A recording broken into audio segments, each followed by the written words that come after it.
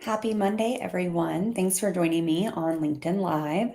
Today, I want to talk about how to make your LinkedIn profile stand out and why it's not another resume. That's like the key thing. I think the real problem that I'm seeing a lot of job seekers have is like having a resume, having a LinkedIn profile, but not having it lead to interviews. And so this is the key thing I want to talk about. We'll talk about a resume probably another day, but a lot of this applies to the same thing. So, just at a high level, what you want in your resume is you want to think.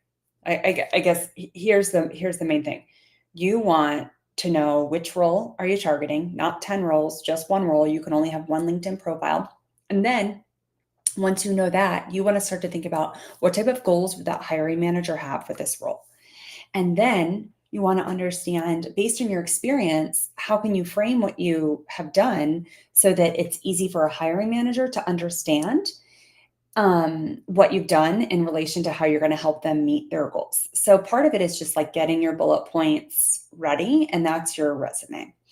And then where that comes over to your LinkedIn profile is you carry some of those measurement bullet points over, and it should be your story. Like why you, what can you uniquely do that other people can't? And so really like when I look at a LinkedIn profile, usually I scroll down and I see like responsible for, managed, responsible for, um, and that is really tough because it reads more like a job description. And so I wrote a LinkedIn article about this today, but really it's about how do you turn your LinkedIn profile into something that people can start to really see the value you bring, but also so it's not a digital filing cabinet of your resume. Like it's not a lift and shift of your resume because it needs to tell your story, why you got hired, why you were able to deliver things that no one else could. What obstacles did you overcome? What goals did you help exceed? And so this is where you can really become alive is on your LinkedIn profile. And I know I've said this before, but LinkedIn is your first interview. Um, so some of the key things that are going to make you stand out is those bullet points and how you've solved the problems, but then making it come alive. So like if you think about a star framework, you want some of that to read on your LinkedIn profile. What was the situation? What were you tasked to do? What did you do? And what was the result of that? And I think there's a V at the end, which is value. So what value did you bring? It's like the so what? Why did what you did matter? Um, and so here's the thing. When you work on resumes, there's a lot of keyword matching that goes on just to try to get through the applicant tracking systems. Your LinkedIn can be as long as you want.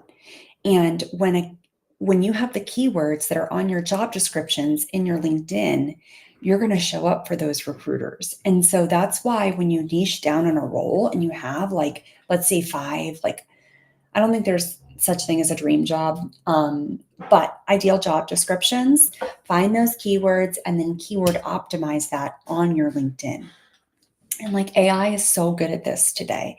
And so then every time you're just coming up, so you're telling your story, you're keyword optimized, you've explained what you do best, what problems you solve, who needs your expertise the most. Like you might be coming to me because you have this problem and this problem and this problem. Like that speaks directly to the hiring manager or the recruiter who's met with the hiring manager. And the hiring manager is like, here's what this role is really about because I didn't spend time updating the position description, for example. Um, and then really try to think about becoming a thought leader, like of that, what can you put on? Like if you think about it, if you were to hire, what can you put on your resume that's going to show that you know what you're talking about? Um, and so come up with some of those topics and really try and just riff, do a voice memo, riff on what you think you would have to say about that, even just in an interview or anything, and turn that into an article. So I hope this helps you think about how to be seen. Doing some of these things is going to help you feel less frustrated because you should start